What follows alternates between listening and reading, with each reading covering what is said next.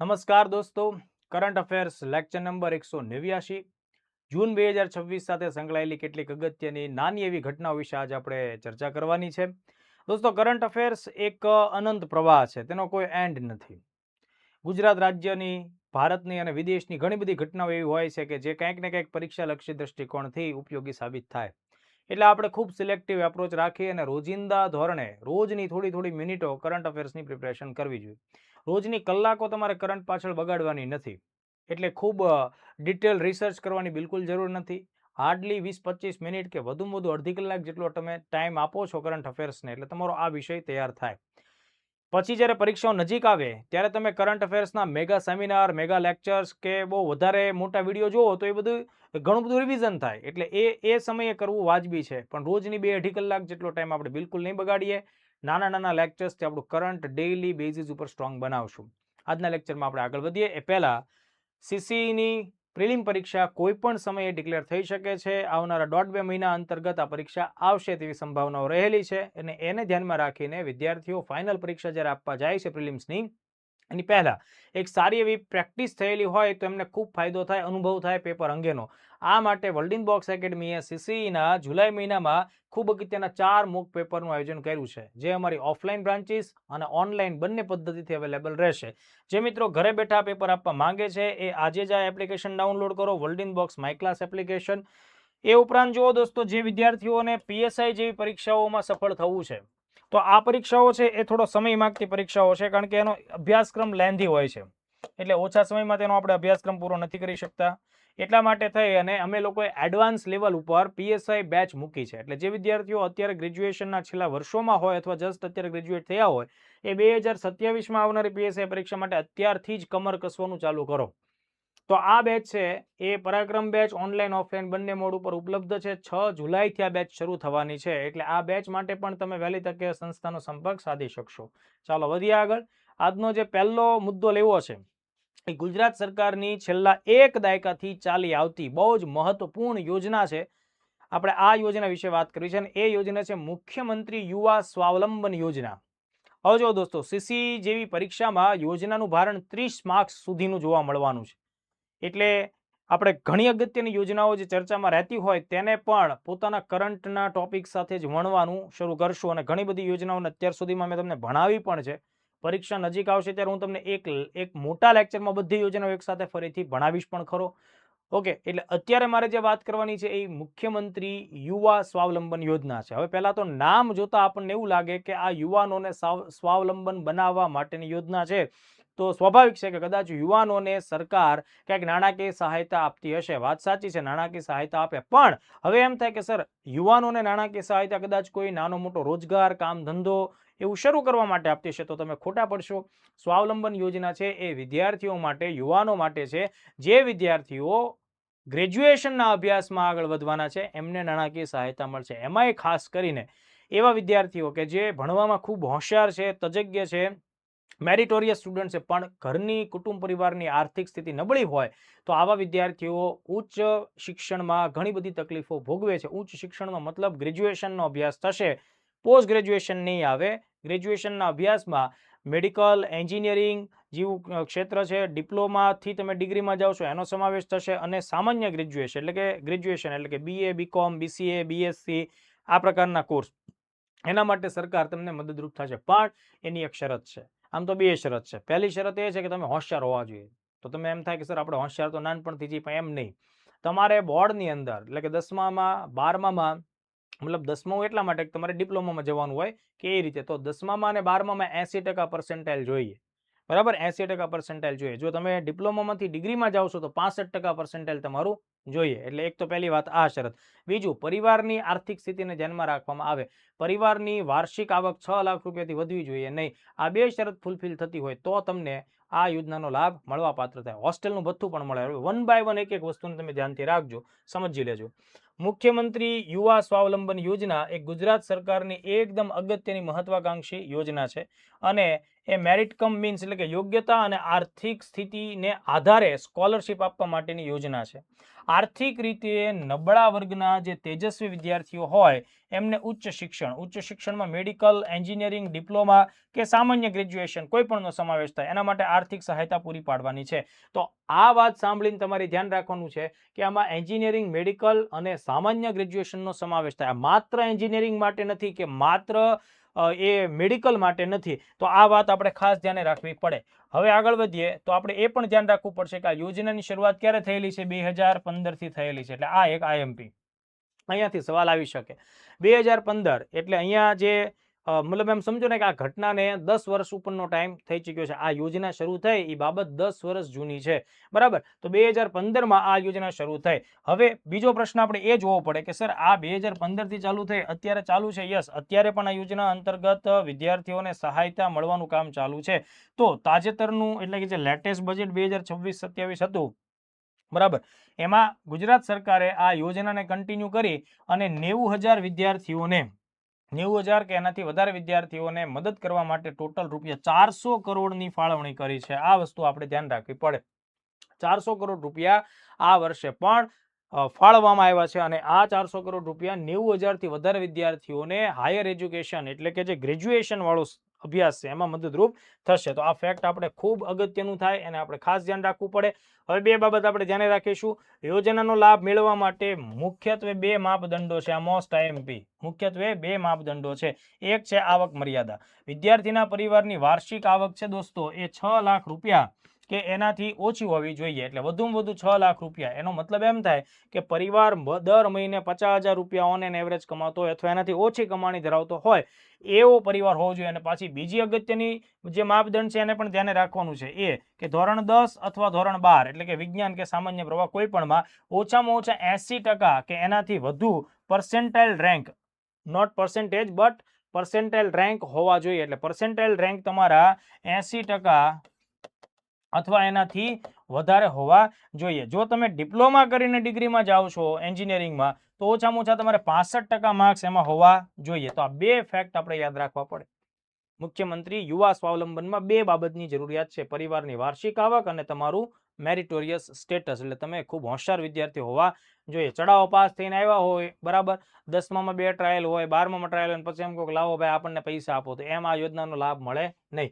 હવે જુઓ, જો તમે વિદ્યાર્થી તરીકે મેડિકલ શાખામાં જતા ઈચ્છતા હો, બરાબર, અથવા મેડિકલના વિદ્યાર્થી હો તો વાર્ષિક ટ્યુશન ફી સહાયતા રૂપિયા 2 લાખ સુધીની મળી શકે છે આ યોજના અંતર્ગત, બરાબર. 2 લાખ રૂપિયા સુધીની તમને આમાં સહાયતા મળે. કેમાં? મેડિકલ સ્ટુડન્ટ્સ તરીકે MBBSમાં અથવા ડેન્ટલમાં જાઓ તો. અથવા તમે એન્જિનિયરિંગ ફિલ્ડમાં જાઓ છો, BE, BTech કે BPharm, આર્કિટેક્ચર, નર્સિંગ વગેરે, તેમાં 50,000 રૂપિયા સુધીની તમને આર્થિક સહાયતા વિદ્યાર્થીને મળે. ડિપ્લોમા કોર્સીસ તમે જ્યારે કરો છો ધોરણ 10 પછી તો એમાં તમને 25,000 રૂપિયા સુધીની સહાયતા મળે. એટલે તમને હવે ખ્યાલ આવી ગયો કે સર આને 10મામાં કેમ 80%ની વાત કરી, સોરી 80 પર્સેન્ટાઇલ અથવા એનાથી વધારાની વાત કરી, અને 12મામાં કેમ 80 પર્સેન્ટાઇલથી વધારાની વાત કરી. તો અહીંયા ડિપ્લોમા કોર્સનો પણ સમાવેશ થાય 10મા પછી. એટલે આ વાત આપણે ધ્યાને રાખવી પડે. સામાન્ય graduation BCom, BSc, BA, BBA, BCA આવું તમે કોઈ પણ અભ્યાસમાં જાઓ તો એમાં તમને 10,000 રૂપિયા સુધીની સહાયતા મળે. એટલે જુઓ, મેડિકલમાં 2 લાખ રૂપિયા સુધીની, એન્જિનિયરિંગની અંદર 50,000 રૂપિયા સુધીની એન્જિનિયરિંગ હોય, BTech હોય, BPharm વગેરે, ડિપ્લોમામાં 25,000 સુધીની અને સામાન્ય ગ્રેજ્યુએશનમાં 10,000 સુધીની. તમને એમ થાય સર આમાં કેમ આટલું બધું વધારે? તો ભાઈ એમાં પુસ્તકોની જે કિંમત બહુ વધારે મોંઘી હોય મેડિકલમાં અને એન્જિનિયરિંગમાં આ બાકીના કોર્સની તુલનાત્મક રીતે. પછી આ લોકોએ થોડાક ટેકનિકલ સાધનો પણ ખરીદવા પડતા હોય તો સ્ટેશનરી કોસ્ટ એનો થોડોક વધારે મોંઘો આવતો હોય. એ બાબતને ધ્યાનમાં રાખીને આ વસ્તુ થાય. હવે બીજા 2 મુદ્દા ધ્યાને રાખજો. એક કે તમને વિદેશ અભ્યાસ તમે કરતા હો વિદેશમાં તો આ યોજનાનો લાભ મળતો નથી. આ બાબત એકદમ ક્લિયર રાખીશું. નંબર 2 કે ગ્રેજ્યુએશન પૂરું કર્યા પછી એટલે કે અંડર ગ્રેજ્યુએશન UG પૂરું કર્યા પછી તમે પોસ્ટ ગ્રેજ્યુએશનમાં જાઓ, બરાબર, PG અથવા તો એને તમે અનુસ્નાતક અભ્યાસ કહેતા હો, તો એમાં આ યોજનાનો લાભ મળતો નથી. એટલે આ 2 બાબત આપણા માટે જાણવી ખાસ જરૂરી છે કે વિદેશમાં તમે અભ્યાસ કરો, તમે એમ થાય સર હું ગુજરાતનો જ વિદ્યાર્થી છું, 12મા ધોરણમાં મારે 90% છે ને હવે હું એન્જિનિયરિંગ છે એ બીજા કોઈ દેશમાં જઈને કરું વિદેશમાં તો મળે નહીં. ગુજરાતની જ માન્યતા પ્રાપ્ત સંસ્થાઓમાં જ તમને આ સુવિધાનો લાભ મળવા પાત્ર થાય. હવે બીજી એક વાત, માનો કે તમે તમારા શહેરમાંથી બીજા શહેરમાં એન્જિનિયરિંગ કે મેડિકલ એવા કોઈ પણ કોર્સમાં તમે જાઓ છો, અથવા કોઈ પણ આપણે આમાં મેન્શન કર્યો છે ડિપ્લોમા કોર્સ હોય અથવા તો કોઈ સામાન્ય ગ્રેજ્યુએશન, ઓકે, તો એવા કેસમાં શું થશે, તમે તમારો તાલુકો છોડીને જિલ્લો છોડીને બીજી જગ્યાએ જાઓ છો એટલે સ્વાભાવિક છે કે તમારે ત્યાં રહેઠાણ માટે મુશ્કેલીઓ પડશે, એટલે તમને હોસ્ટેલ ભથ્થું આપવામાં આવશે. હવે જુઓ, જો તમને એ જગ્યાએ સરકારી હોસ્ટેલમાં એડમિશન મળી જાય છે તો કોઈ વાંધો નથી, પણ સરકારી હોસ્ટેલમાં એડમિશન મળતું નથી અને તમે કોઈ પ્રાઇવેટ હોસ્ટેલમાં કે જે સરકાર માન્યતા પ્રાપ્ત જ હોય અથવા બીજી કોઈ જગ્યાએ હોસ્ટેલ પીજી વગેરેમાં રહેતા હોય જે સરકારમાં માન્યતા ધરાવતું હોય, બરાબર, તો તમને દર વર્ષે 12,000 રૂપિયા સુધીનું હોસ્ટેલ રહેઠાણ ભથ્થું મળવા પાત્ર થાય. એટલે આ ફેક્ટ આપણે ખાસ યાદ રાખવું પડશે. એટલે એમાં હોસ્ટેલ ભથ્થો છે એ 10 મહિનાના રૂપિયા 1200 પર મંથ લેખે ટોટલ 12,000 રૂપિયા સુધી મળવા પાત્ર થાય. એટલે આ બહુ જ મહત્વની બાબત થઈ ગઈ. તો આટલા ફેક્ટ્સ તમારે લોકોએ ખાસ ધ્યાન રાખવા પડે. ઇન શોર્ટ કે જો મેં તમને આખી આ જે યોજના ભણાવી, આ યોજના તમને સીસીઈના એ ગ્રુપમાં સીધી મેન્સમાં 5 માર્ક્સમાં પૂછાઈ શકે, બરાબર, કે ભાઈ મુખ્યમંત્રી યુવા સ્વાવલંબન યોજના શું છે એની પર નોંધ લખો, ત્યારે આ બધા મુદ્દા ક્રમશઃ તમારે લખવા જ પડે. ચાલો હવે બીજી બાબત, એક અગત્યનો દિવસ જૂન મહિનામાં 29મી જૂન સાથે સંકળાયેલો છે, જેને આપણે ભારતના મહાન આંકડાશાસ્ત્રી અથવા તો તમે એને વૈજ્ઞાનિક કહી શકો પીસી મહાલનોબિસ. પીસી મહાલનોબિસ સાહેબનો જન્મ તારીખ છે 29મી જૂન. એટલે એના માટે થઈ અને ભારત સરકાર છેલ્લા 20 વર્ષોથી આ તારીખને રાષ્ટ્રીય સ્તર ઉપર આંકડાશાસ્ત્ર દિવસ તરીકે ઉજવે છે. એટલે નેશનલ સ્ટેટિસ્ટિક ડે, બરાબર, ભારતમાં દર વર્ષે 29મી જૂનના દિવસે ઉજવવામાં આવે છે, રાષ્ટ્રીય આંકડાશાસ્ત્ર દિવસ. હવે એની પાછળ મેં તમને જણાવ્યું કે કોણ જવાબદાર છે, તો કે ભાઈ બંગાળ રાજ્યથી બિલોંગ કરતા પીસી મહાલનોબિસ, પ્રશાંત ચંદ્ર મહાલનોબિસ, કે જેમનો જન્મ 29મી જૂન 1893ના દિવસે થયેલો હતો, બરાબર. તો આ 29મી જૂનને આપણે આ દિવસ તરીકે ઉજવીએ છીએ અને એમની ડેથ છે 28મી જૂન 1972ના દિવસે થયેલી હતી. તો આટલા ફેક્ટ આપણે યાદ રાખીએ. કદાચ આવો સવાલ આવે કે ભારતમાં રાષ્ટ્રીય આંકડાશાસ્ત્ર દિવસ ક્યારે મનાવવામાં આવે, તો આપણો જવાબ ક્લિયર હોવો જોઈએ. વધતા બીજો સવાલ આવે કે ભાઈ આ દિવસ કોની સાથે સંકળાયેલો છે, તો ભારતના પ્રખ્યાત વૈજ્ઞાનિક આંકડાશાસ્ત્રી વ્યક્તિ, બરાબર, એવા કોણ છે, તો કે ભાઈ પ્રશાંત ચંદ્ર મહાલનોબિસ, એમની જન્મ તારીખ છે. એમને ભારતીય આંકડાશાસ્ત્રના પિતા તરીકે આપણે ઓળખીએ છીએ. તો આ દિવસ ખાસ મહત્વનો થઈ જાય. ઉદ્દેશ એ છે કે આંકડાશાસ્ત્ર પ્રત્યે આપણી જાગૃતિ ફેલાય વગેરે વગેરે બાબત. ભારત સરકારનું કેન્દ્રીય આંકડા અને કાર્યક્રમ અમલીકરણ મંત્રાલય છે, બરાબર, એના દ્વારા આ દિવસની ઉજવણી કરવામાં આવે. તો આ રેર છે, આની ખાસ જરૂર નથી. બાકી ઉજવણી બધી જગ્યાએ થાય છે એ તો ફાઇનલ છે આખા દેશમાં. તો બાકીના મુદ્દાઓ આપણે ન વાંચીએ તો બી ચાલે.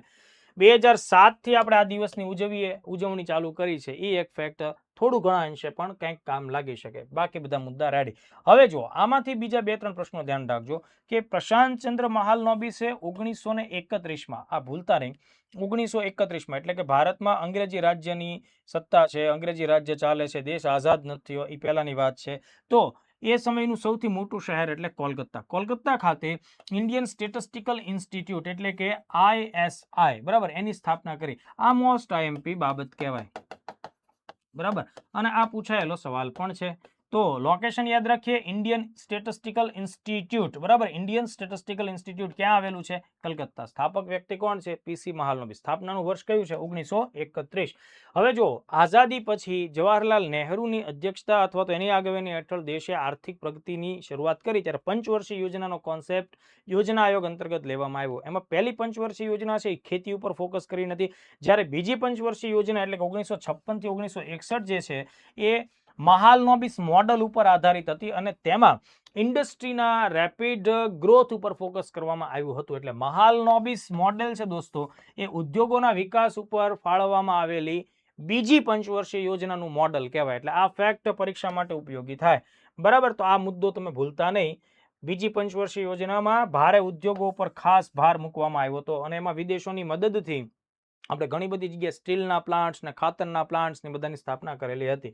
ડેટા સેમ્પલિંગ માટે મહાલનોબિસ ડિસ્ટન્સ નામનો જે ખ્યાલ છે એ એમણે વિકસાવ્યો હતો અને 1968માં ભારત સરકારે તેમને પદ્મ વિભૂષણથી સન્માનિત કર્યા હતા, જે ભારત સરકારનું બીજા નંબરનું કહી શકાય સર્વોચ્ચ નાગરિક સન્માન છે. એટલે ખાસ યાદ રાખજો, પીસી મહાલનોબિસ સાહેબને ભારત રત્ન મળેલ નથી પણ પદ્મ વિભૂષણ પુરસ્કાર મળેલો છે. તો એ ફેક્ટ થયા. ચલો હવે આજના લેક્ચરનો દોસ્તો ત્રીજો લાસ્ટ ટોપિક છે અને નાનો એવો મુદ્દો છે. જો દોસ્તો ભારતની ઘણી બધી અગત્યની ઉચ્ચ શિક્ષણ સંસ્થાઓ છે જેને generally Indian institute of technologies IIT એવા નામથી આપણે ઓળખીએ છીએ કે જે એન્જિનિયરિંગ ક્ષેત્રમાં ભારતમાં ખૂબ સારી બેસ્ટ કક્ષાનું કામ કરે છે, વિદ્યાર્થીઓ તૈયાર કરે છે અને એ વિદ્યાર્થીઓ ભારત અને વિશ્વભરમાં ફેલાય છે. આવી આઈઆઈટી સંસ્થામાં એક સંસ્થા છે આઈઆઈટી બોમ્બે, અને આ આઈઆઈટી બોમ્બે એ એવી જાહેરાત કરી છે જૂનની અંદર. જાહેરાત તો મતલબ એક પ્રકારની બેઝિક સમજૂતી પણ થઈ છે કે તે પોતાનું એક નવું કેમ્પસ અમેરિકામાં સ્થાપિત થશે.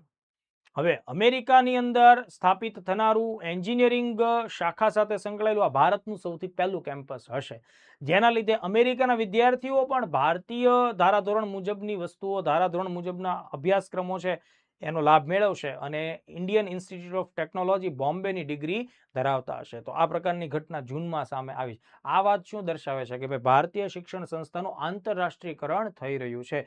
એ આપણી નેશનલ એજ્યુકેશન પોલિસી 2020ના સિદ્ધાંતો સાથે મેચ પણ થાય છે. તો હવે અહીંયાથી જે નીકળે છે મુદ્દાઓ ધ્યાન રાખશું.